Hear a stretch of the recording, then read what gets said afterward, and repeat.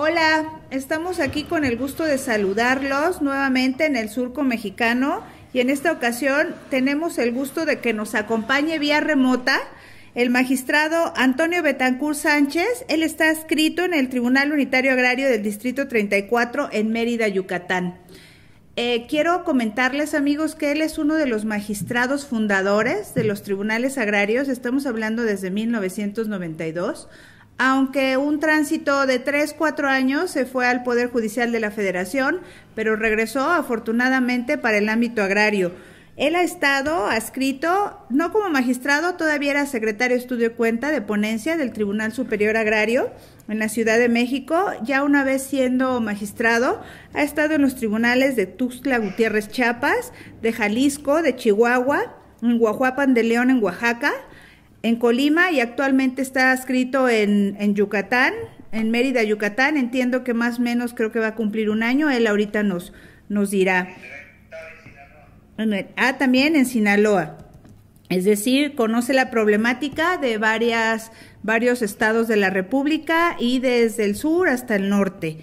¿Qué les puedo señalar? Su experiencia evidentemente es vasta, atendiendo a que, bueno, en los tribunales unitarios es donde se integran de manera formal y exhaustiva los expedientes antes de que lleguen al Tribunal Superior Agrario, en su caso, en conocimiento en vía de revisión, y en el Poder Judicial de la Federación, bueno, pues también tuvo conocimiento ya en vía de amparo de asuntos agrarios. De hecho era su especialidad, por eso se regresó mejor, dijo no, en lugar de estar checándolos en amparo, mejor me regreso como magistrado.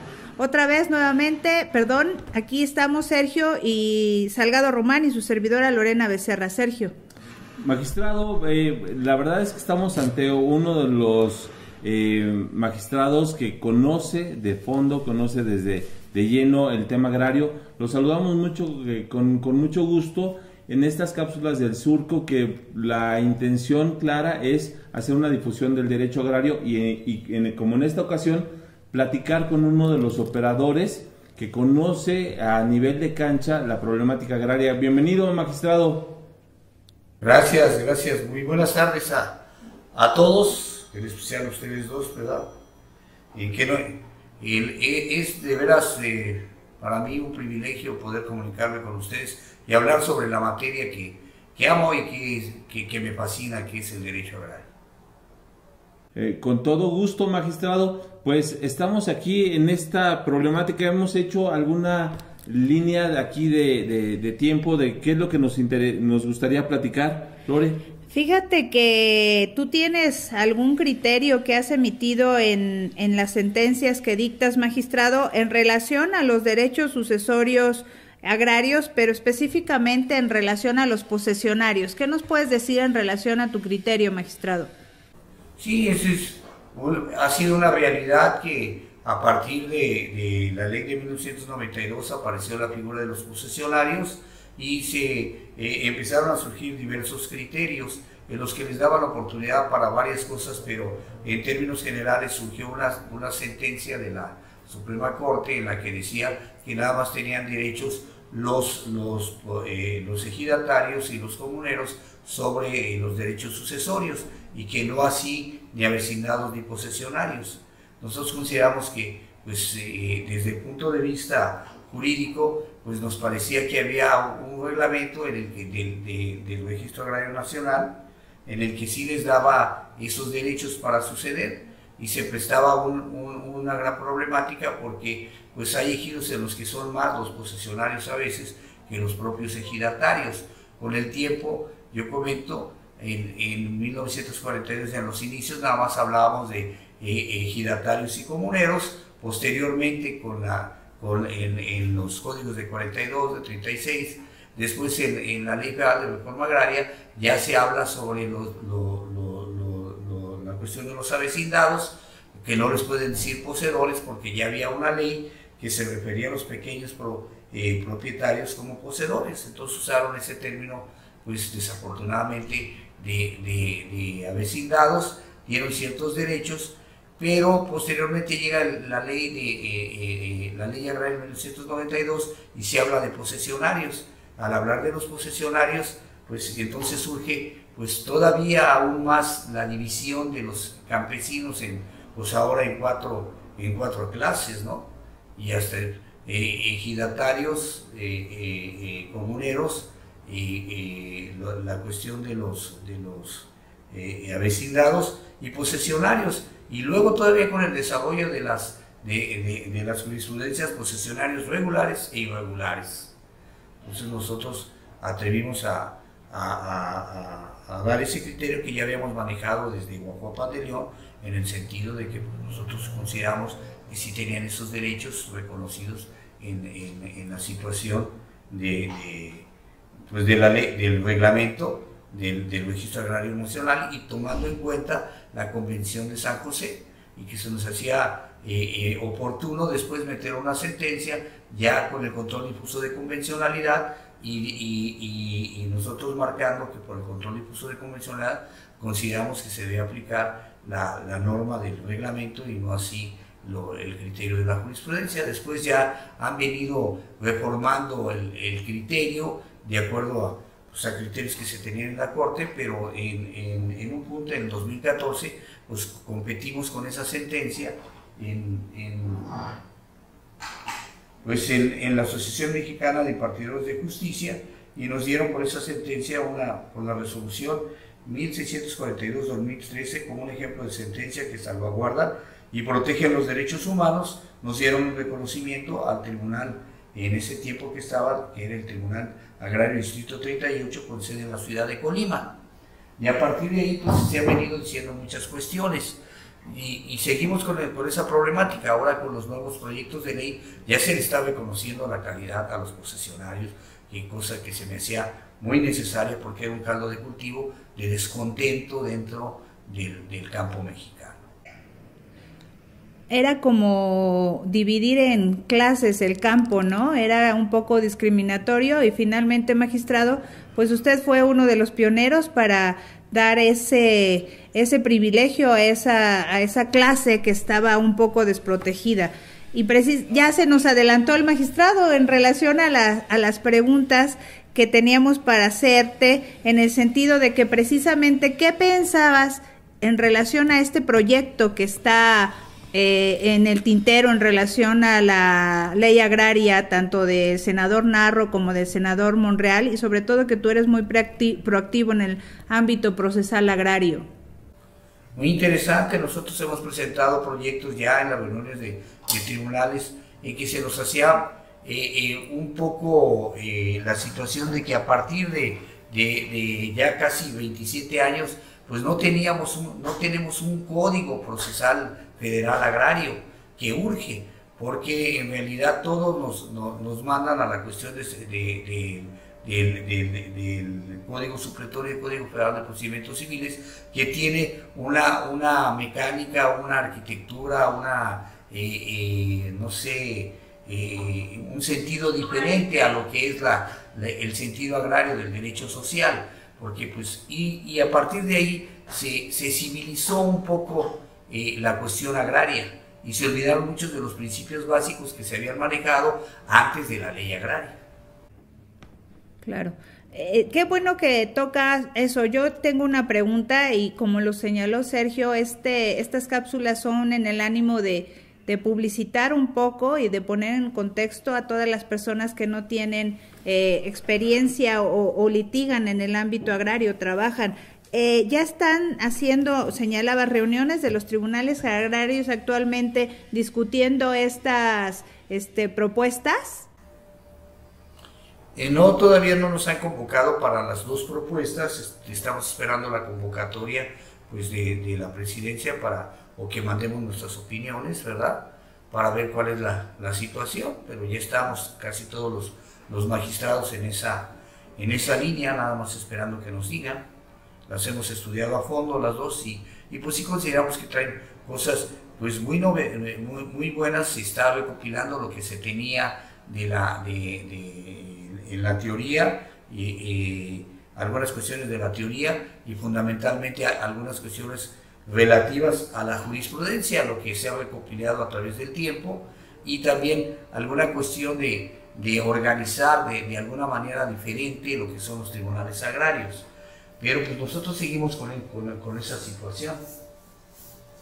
Magistrado, una pregunta. Dentro de estas dos propuestas, estas iniciativas que finalmente serán la punta de lanza para la discusión de lo que tiene que ser la reforma, la renovación a la legislación agraria, desde el ámbito de la magistratura, de la jurisdicción, ¿qué figuras, qué instituciones es necesario reforzar o que no están contempladas actualmente en las dos iniciativas, y ustedes desde la magistratura consideran que es necesario observar y reflexionar sobre ellas?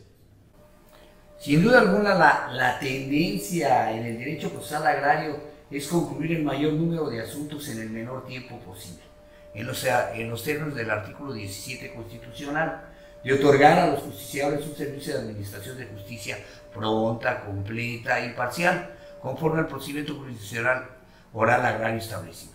Objetivo que no se ha podido cumplir en virtud de la regulación reducida o lacónica de la ley en la materia, por la necesidad de recurrir a la legislación procesal supletoria en la que emerge a cada paso del proceso, esto es, en la admisión de la demanda, en el apercibimiento, en el emplazamiento, las notificaciones, las audiencias, la ley, la contestación de la demanda, el allanamiento, las medidas precautorias, la incompetencia, el desistimiento, instancias, las pruebas, etcétera, los alegatos de la sentencia, etcétera, lo que ha propiciado que empleemos el Código Federal de Procedimientos Civiles, lo que ha propiciado una práctica excesiva de las figuras jurídicas de supletoriedad e incluso de complementariedad, que como usted sabe, doctor, estos son elementos de la figura de extrapolación jurídica, por lo que tanto en el aspecto procesal como en el fondo, el proceso agrario se ha convertido en una verdadera torre de Babel, ya que al tratarse de cubrir una serie de lagunas y omisiones, han transformado en regla lo que debiese ser excepción,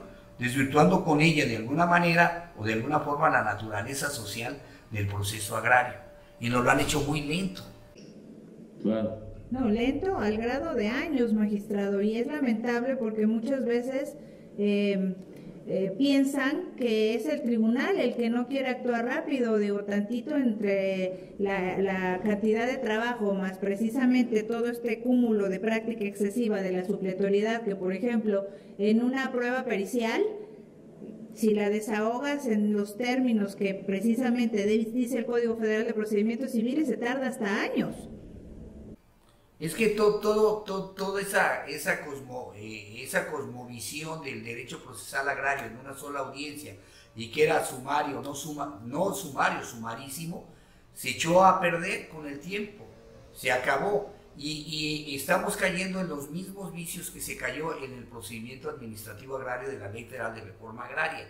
Estamos cayendo en que por cuestiones, intereses políticos, económicos y por lagunas de la ley empleada por abogados que tienen otra visión para alargar los expedientes, estos expedientes se hagan larguísimos, encadenados, y nosotros hemos tratado de lograr, pues de alguna manera, con lo que podemos, pues si nos avientan el ratón, pues les aventamos la ratonera, si no vienen, pues inmediatamente les ponemos multas para que vengan pronto. Si ellos inventan otra cuestión de que se enfermó alguien, bueno, pues que el certificado médico esté bien. O sea, eran como 70 cuestiones para tratar de diferir una audiencia. Le hemos bajado como a menos de 10, pero de todas maneras los abogados siguen en esa mentalidad. ¿Por qué? Porque el abogado en una relación jurídica procesal tiene a veces objetivos diferentes a la administración de justicia a la que se refiere el artículo 17 constitucional. Ellos quieren llevar largo su juicio, y si pierden a veces hasta les dicen a las gentes, no lo vamos a ganar, pero te lo puedo dilatar o hacer esperar mucho tiempo en las audiencias. Y tomando en cuenta que el derecho agrario pues es un derecho necesario, porque pues tenemos asuntos increíbles, como lo hemos comentado, en el año de 2017 fueron 101,000 o más expedientes en los tribunales unitarios agrarios. Entonces eso hace que la programación de las audiencias a veces se haga de 2 a 3 meses, a veces en algunos que tenemos más de 1000 expedientes, pues es muy lento, pero poco a poco hemos logrado pues ir realizando más audiencias y difiriendo menos, pero aún así pues el personal es muy corto y hay muchas cuestiones que no nos permiten dar el servicio como nosotros quisiéramos, pero por eso queremos apoyarnos en un instrumento jurídico que nos permita hacer eso. Y en este caso, pues bienvenidas todas las reformas, especialmente esta reforma que se esperaba de la ley pues desde hace 27 años, porque las reformas que han hecho han sido reformas muy pocas referidas al procedimiento. Hemos contado en total 17 reformas del 92 a la fecha. La última fue en el tema de desaparición de personas. Magistrado, en particular, un tema que me llama la atención y quizá voy a apoyarme en el método comparativo. En algunas otras materias, materia civil, materia administrativa, en algunas otras materias, la legislación adjetiva, la parte procesal, se cuenta con un catálogo de acciones y esas acciones tienen un tratamiento procesal específico. ¿Qué tan prudente, qué tan oportuno sería que en esta reflexión sobre la legislación agraria contáramos con un catálogo de acciones agrarias y que éstas quedaran unificadas en una sola legislación? Y este último comentario va por lo siguiente, porque hoy tenemos la ley agraria y la ley orgánica de los tribunales agrarios, la parte contenciosa administrativa agraria, su juicio sucesorio agrario, legislación ordinaria, jurisdicción voluntaria y fuera de la legislación agraria en la ley de hidrocarburos, procedimientos energéticos relacionados a lo agrario. ¿Cuál sería su posición, magistrado? Sí, yo sí considero que, pues sí, dentro de la misma ley agraria, pues el artículo 18 dice, y las demás que se refieran, o que las leyes manden, o así se puede entender. Entonces sí, pues ahí hay, en las fracciones que vienen ahí, bueno, pues ya han sido superadas, ¿no? Pero sí vienen las acciones. Lo que sucede es que nos hemos entendido mal en algunas veces el 185, fracción primera de la ley agraria, porque no se refería a pretensiones, se refería a las acciones. Y entonces el 185 dice, expondrán oralmente sus pretensiones por orden, el actor su demanda, el demandado su contestación y ofrecerán las pruebas. Pero en este caso eran las acciones que ellos tenían que ver. La acción es el derecho subjetivo que te da la ley. Y dentro de del catálogo del artículo 18 viene muy claro cuáles son las acciones. Te está hablando de varias acciones que se van llevando y el artículo 18 en sus fracciones quinta y en su fracción sexta te habla de controversias donde se pueden definir cuáles son las acciones y cuáles son los elementos que tienes que probar para esas acciones. Desgraciadamente, algunos secretarios ponían las pretensiones y no venían qué era lo que tenían qué acción era la que estaban argumentando y sobre qué pruebas o qué pretensiones tenían que demostrar después en juicio. Entonces, en eso pues también es una cuestión muy importante para ya señalar cuáles son. Incluso nosotros llegamos a ver cuestiones de ecología y ahorita vamos a ver otras cuestiones que se están metiendo en el ámbito agrario que han sido muy importantes. En el año de 2014 yo presenté una propuesta de ley con relación a las mineras y yo decía que pues nosotros conociéramos de los convenios y contratos leoninos que veían las mineras y yo daba los momentos, las cuestiones que yo consideraba que se debían de ver en esa propuesta. Tomaron mi propuesta y la metieron en la de energía para al contrario, en lugar de ayudar a los ejidatarios, vámonos. ¿Cómo ve? Sí, híjole, de verdad, en el ánimo de que los jóvenes abogados y los que ya tienen un poquito de más de experiencia, el ámbito procesal agrario es muy complejo y quien lo domine, mis respetos, y es evidente, magistrado, que pues su experiencia, usted domina el catálogo del 18 de la Ley Orgánica de los Tribunales Agrarios, solo que ese comodín de las demás está muy complicado. Entonces, ¿sientes que deben de acotarse esas demás acciones o está bien así? Yo considero que se deben especificar y cuáles son el tipo de acciones y qué tipo de controversias, porque hay controversias de reconocimientos y se han dado varias que se han estado incrementando con el tiempo y hemos conocido de algunas que pues increíblemente sí quedan con nosotros. Claro, que por ejemplo dentro de las demás se ubicaba la servidumbre de paso, ¿no? La servidumbre legal de paso que después en la ley de hidrocarburos se volvió, ¿qué? Servidumbre de hidrocarburos. De hidrocarburos. Y entonces, pues, esto está creciendo. Y la arquitectura que se hizo de los tribunales agrarios son órganos constitucionales autónomos. Y se cambió inmediatamente como si fuera un tribunal administrativo, para empezar. Hemos peleado muchas veces por la autonomía y por la situación, y pues en lugar de ir creciendo, esto se va empequeñeciendo cuando debe de ser más grande. Porque un problema agrario que explote en el país a nivel general, pues trae una revolución, ya lo vimos. Correcto. Magistrado, uno de los temas que, sobre todo a partir de la anterior administración federal, Administración Pública Federal, observamos con mayor frecuencia, es el hecho de que los núcleos agrarios terminan siendo los aportantes de tierra en desarrollos inmobiliarios, en desarrollos de vivienda. Y los núcleos agrarios son los que aportan tierra, no obstante no son los beneficiados.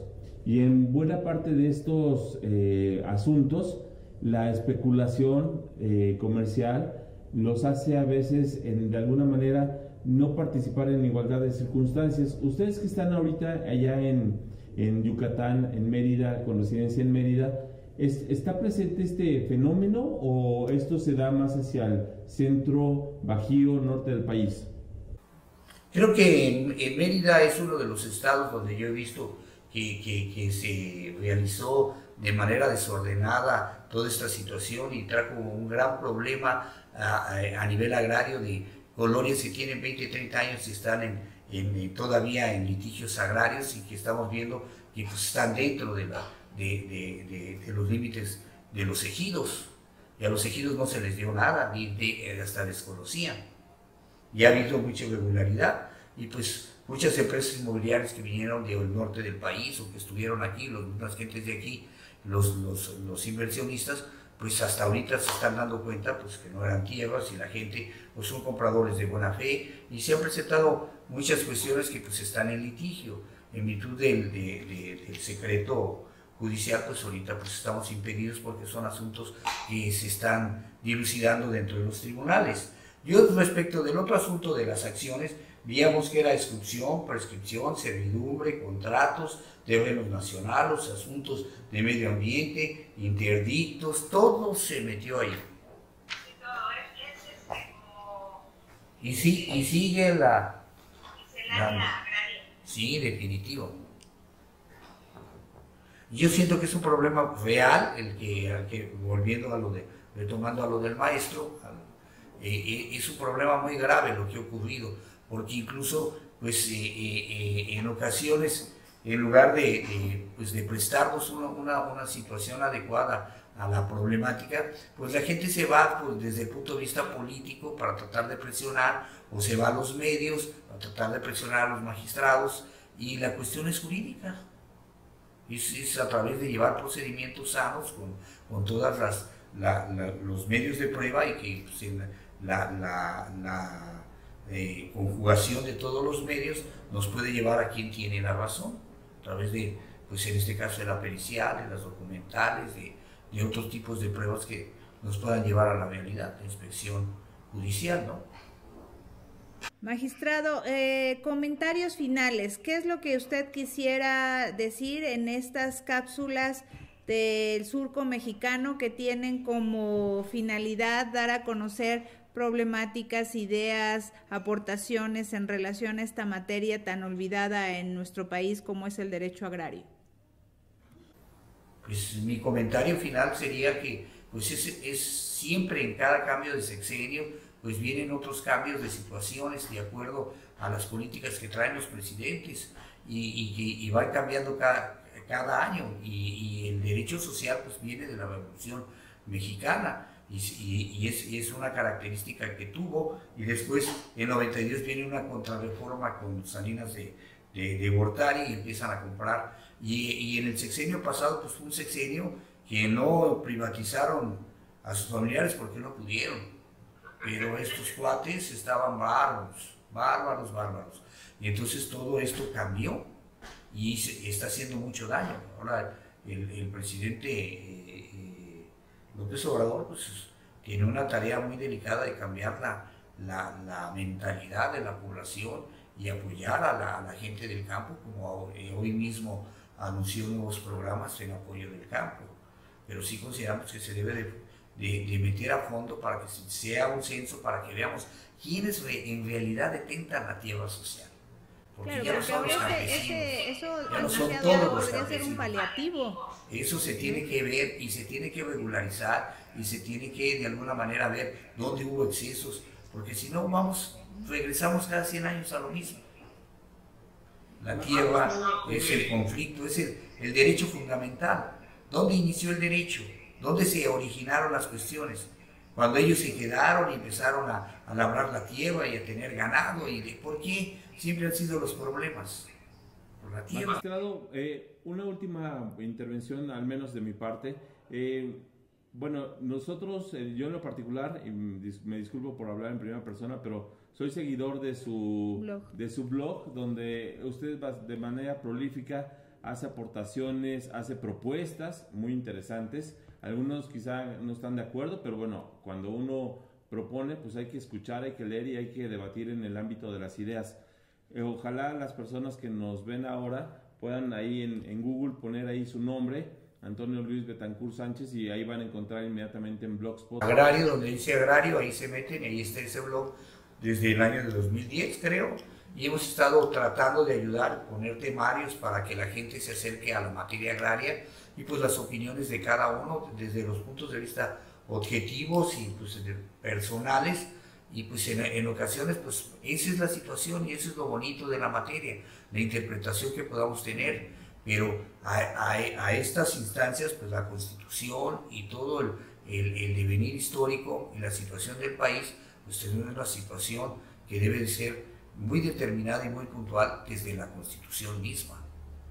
De hecho, hacia allá va mi pregunta, esta intervención, magistrado, porque me gustaría mucho si usted se puede dirigir hacia los estudiantes de Derecho, que hoy ya tienen muy lejana la materia, porque ya no se las imparten en las universidades, a los nobles abogados que van egresando. ¿Qué es lo que les podría usted decir ahí a esas personas? ¿Qué es lo que se encontrarían en el derecho agrario? No, es un filón para todos los abogados y para la gente que en realidad a partir de 1992 el procedimiento se hizo jurisdiccional, ya no es un procedimiento administrativo, ya no se busca, tiene diferencia el acto administrativo con el acto jurisdiccional, hay procedimientos, hay cosa juzgada, se deben seguir los tiempos, muchas cuestiones muy interesantes para los abogados, y ahora que se está conjugando con tantas situaciones, pues es un derecho que no solamente atañe a la defensa de los desprotegidos, el campesino, es un derecho que atañe al porvenir de toda la nación, porque la importancia de los recursos naturales, la importancia de la alimentación, la importancia ecológica está en la tierra. Perdón, y es un tema tan lejano, Sergio y magistrado, que en estos días a mis alumnos les pregunté si sabían que era un surco. ¿Y qué creen? Que no sabían, evidentemente. Siri, que es un surco, y ya más o menos le inteligeron, pero pues entonces todos comemos de lo que genera la tierra y no sabemos de dónde viene, y que es un surco, que es preparar la tierra para que dé, ¿no? Para cosechar. Desde 1992 a nosotros nos dijeron que una de las bases para que nosotros pudiéramos ser un país de primer mundo y que pudiéramos tener la situación es que fuéramos autosuficientes alimentariamente. Y siempre se promete lo que no se hace. Totalmente al contrario. Dependemos ya cada vez más del extranjero. El día que estas personas ya de comercio no nos quieran dar, ¿qué vamos a hacer? Claro, pues bueno, de verdad, la soberanía magistrado, alimentaria no es lo mismo que... ¿Perdón?